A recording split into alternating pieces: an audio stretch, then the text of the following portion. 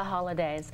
I want to welcome some wonderful guys and tell you about something that when I heard about it, really, it almost knocked me back for a second. It hurt my heart. I had to sit there for a minute, and then I had to think about my own family, and I was very glad that they told me all about this. It is the Feast on Equality, and I was like, well, how do I introduce you? First, my real estate mogul here, who is a sponsor, I guess, of the Feast of Equality. I guess I'll let you wrap yourself around this and how you want to be called. Introduce yourself and, Sure. and how you are connected.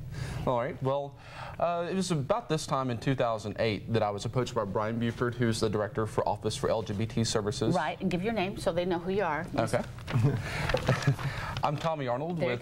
I'm the founder of Feast on Equality. Right. And Brian reached out to me about this time in 2008. Brian is the director for Office for LGBT Services at U of L. And he reached out to me because he wanted me to see come down to his office and see what his students are going through and the different programs that they have going on down there. But Tommy, you are not connected per se with U of L. Correct. You are a person in the community. You're a real estate person. That's right. You are a business person. Correct. But your concern, like mine, was in that there are these kids on campus. Holidays. Holidays are hard anyway.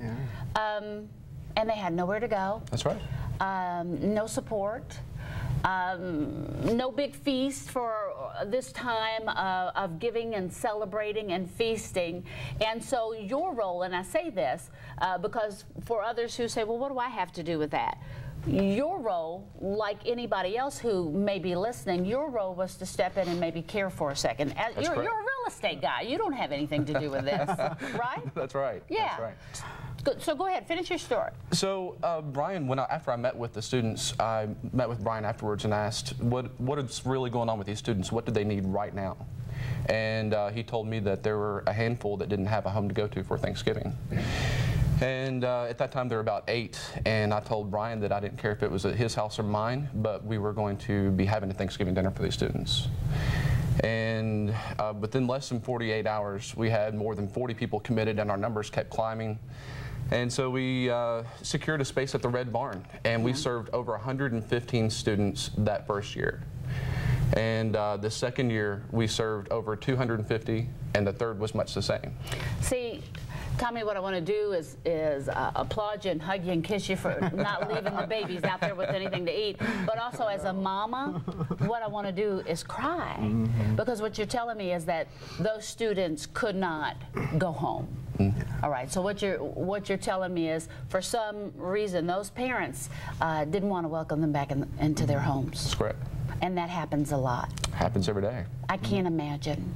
I cannot imagine. So you have a student who's at school trying their best, I would imagine, to make their way in life. You know, that's hard enough. You're in school, because I have a daughter who's just getting her master's, and I'm trying to shove my middle one back in there, you know, so he can finish up. But that is enough of a burden there. But now you can't go home for the holidays. Ugh, that's painful. So what do you do with that? Brian, tell me about that. Yeah, you know, we're really lucky at U of L to have some resources available for students who are LGBT.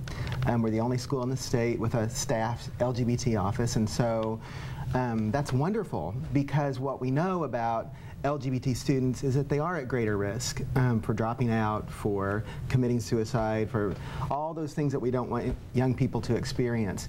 Not because they're LGBT, but because of the kinds of pressures that they experience in the world, like being bullied. Many of our students were bullied all throughout middle and high school, being rejected by their families. And so that's why folks like Tommy are so important to us, when people really understand and get that this is a high-risk population, and that we can't just expect them to manage all this by themselves, but they really need our support. They need extra help. So the Feast on Equality is a way of bringing some resources to the office so that we can do an even better job of reaching these young folks and making sure that we keep them in school, that they don't drop out, that they feel like there's a community around them that cares about them. Okay, so let's talk about what you need. We see what you've done.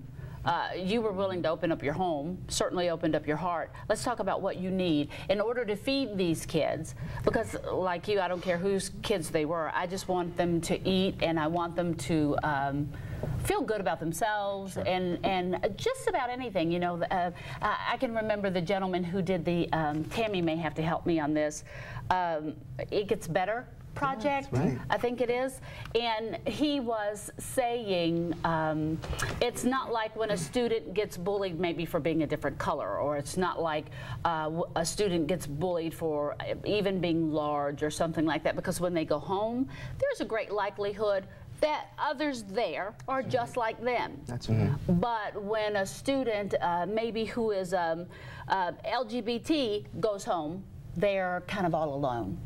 And then they feel all alone again. So it's a little bit different. That's right. It's the one identity group where your own family might reject you. You know, Right. other identity groups, they share that identity, and so Yeah. you come home to this family of support. But if you're LGBT, you might be the only one.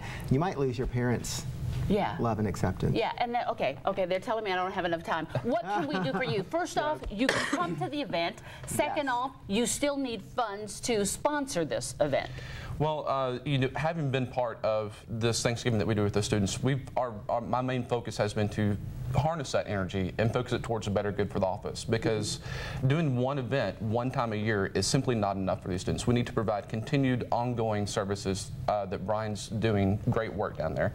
We need to provide continued ongoing service for them year round. So that's why we established Feast on Equality. Okay.